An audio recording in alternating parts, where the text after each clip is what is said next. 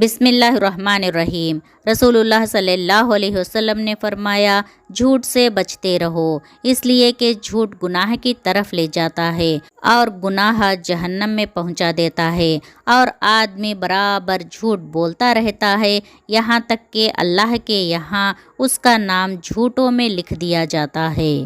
جو شخص مسجد بنائے اور اس کا مقصد صرف اللہ کو راضی کرنا ہو تو اللہ اس کے لیے اس جیسا جنت میں بنا دیتا ہے۔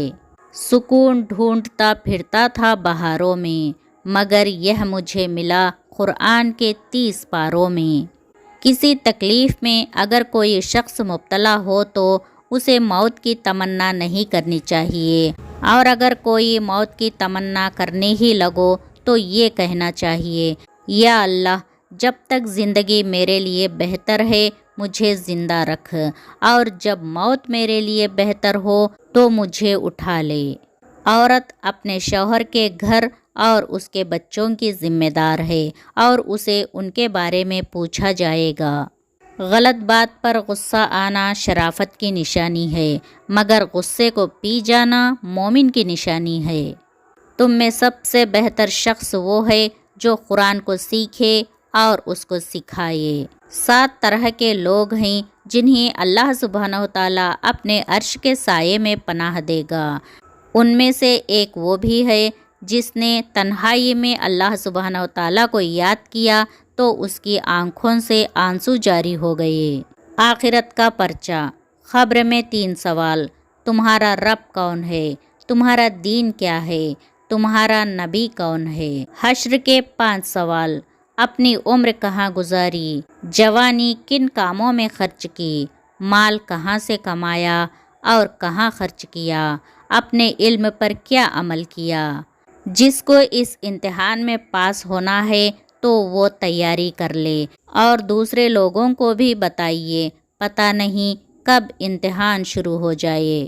حضرت علی رضی اللہ تعالیٰ عنہ فرماتے ہیں کہ 4 خوبیاں انسان کو باکمال بنا دیتی ہیں: 1 ٹھنڈا دماغ، 2 میٹھی زبان، 3 نرم دل، 4 چہرے پر مسکراہٹ۔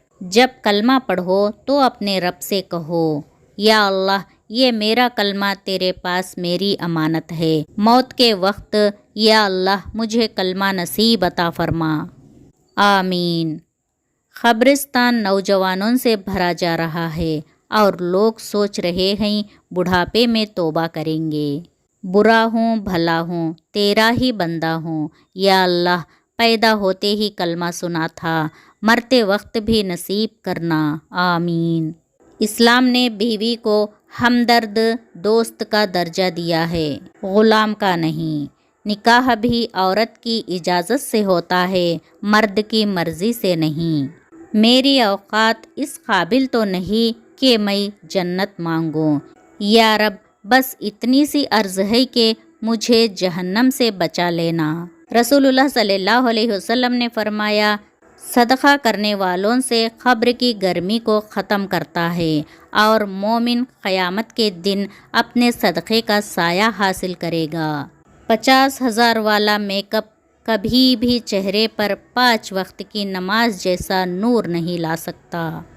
سحری کھاؤ، کیونکہ سحری کھانے میں برکت ہے۔ سحری دیر سے کھانا، افطاری میں جلدی کرنا اخلاق نبوت سے ہے۔ جس نے روزدار کا روزہ افطار کروایا اسے بھی اتنا ہی ثواب ملے گا جتنا ثواب روزدار کے لیے ہوگا، اور روزدار کے ثواب میں کوئی چیز کم نہ ہوگی۔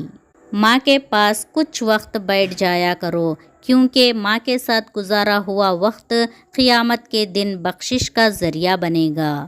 عبادت وہ ہے جس میں ضرورتوں کا ذکر نہ ہو، صرف اللہ کی رحمتوں کا شکر ہو۔ صدقہ کر کے اپنے اور اپنے رب کے درمیان تعلق پیدا کرو، تم کو رزق دیا جائے گا، تمہاری مدد بھی کی جائے گی اور تمہارے نقصان کی تلفی بھی کی جائے گی۔ کھانا روز کھاتا ہوں، پانی روز پیتا ہوں، بازار روز جاتا ہوں، پر مسجد 7 دن میں جاتا ہوں اور کہتا ہوں جمعہ مبارک۔ نماز کو محبت سمجھ کر ادا کرو گے تو اللہ پاک اگلی نماز کے لیے تمہیں خود کھڑا کر دے گا۔